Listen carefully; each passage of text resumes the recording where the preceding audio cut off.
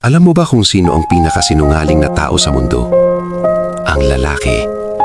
Hindi dahil masama sila, kundi dahil hindi nila kayang aminin kapag nahihirapan na sila. Sanay silang ngumiti kahit pagod na ang loob. Sanay silang magpanggap na okay kahit unti-unti na silang nadudurog. Kapag kinamusta mo sila, iisa lang ang sagot.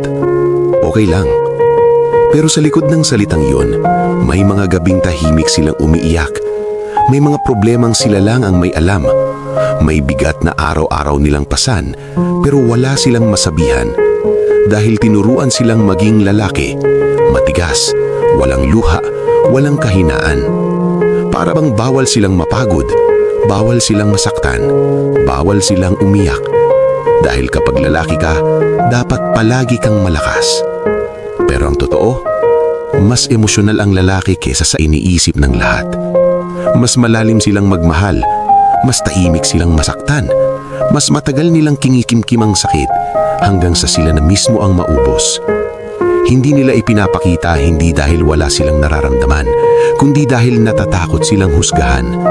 Dahil labag sa pride nila ang makita silang mahina.